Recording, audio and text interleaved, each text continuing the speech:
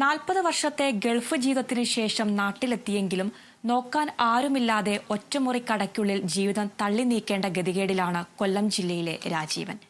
കരുത്തായി കൂടെ ഉണ്ടാകുമെന്ന് കരുതിയ കുടുംബം തള്ളിയതോടെയാണ് രാജീവൻ പ്രതിസന്ധിയിലായത്.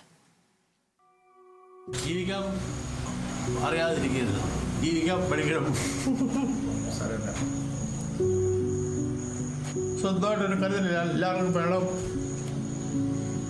അതില്ലെങ്കിൽ ഇത് തന്നെ ഗതി. എന്തായാലും ആത്മഹത്യ ചെയ്യാൻ വയ്യ, അത് ഞാൻ ചെയ്യുന്നില്ല.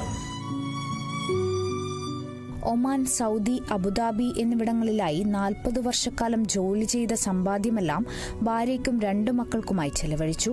നാട്ടിൽ വാങ്ങിയ 27 സെന്റ് വസ്തുവും വീടും ഭാര്യയുടെ പേരിലാണ് വാങ്ങിയത്.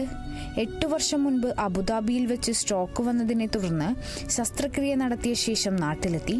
എന്നാൽ ഭാര്യയും മക്കളും സംരക്ഷിക്കുവാൻ തയ്യാറായില്ല. ഇവിടെ വന്ന് ആരും നോക്കാനില്ല ഒരു കണ്ടീഷൻ ആയപ്പോഴത്തേക്ക് ഞാൻ തിരിച്ച് വീണ്ടും ഗൾഫിൽ പോയി, അബുദാബി പോയി സ്വന്തം കമ്പനി ഉണ്ടാക്കി അവിടെ എന്തെങ്കിലും ചെയ്യാമെന്ന് വിചാരിച്ചിരുന്നപ്പോഴാണ് സ്ട്രോക്ക് വരുന്നത്. അപ്പോൾ എൻ്റെ പ്രോപ്പർട്ടി ആണോ വെച്ച് വിറ്റ് ആ സ്ട്രോക്കിന് വേണ്ടി ആ പൈസ എല്ലാം ചിലവായി.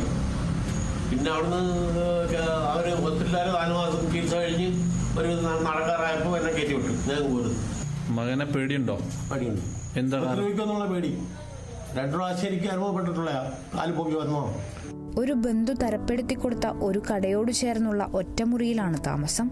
നാട്ടുകാരായ അബ്ദുൾ റസാഖ്, നവാസ്, ഫൈസൽ എന്നിവരാണ് സഹായങ്ങൾ ചെയ്തു കൊടുക്കുന്നത്. ചേട്ടന്മാരുണ്ട്, അനിയന്മാരുണ്ട്, എല്ലാവരും ആരും ഇതിനകത്ത് ഇടപെടുന്നില്ല.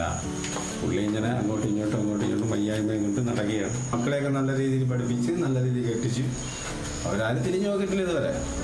രാജീവന്റെ ദയനീയ സ്ഥിതി അറിഞ്ഞ് സ്നേഹസ്പർശം സൗഹൃദ കൂട്ടായ്മ അംഗങ്ങളായ ഹാരിസ് പള്ളിമണം, സീന കുളപ്പാടം എന്നിവർ സഹായവുമായി എത്തിയിരുന്നു.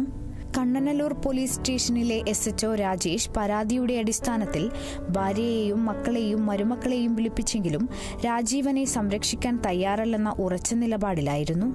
ഇതോടെ മക്കൾ സംരക്ഷിക്കുന്നില്ലെന്ന് ചൂണ്ടിക്കാട്ടി കൊല്ലം RDOയ്ക്ക് പരാതി നൽകിയിട്ടുണ്ട്. കേരള വിഷൻ ന്യൂസ്, കൊല്ലം.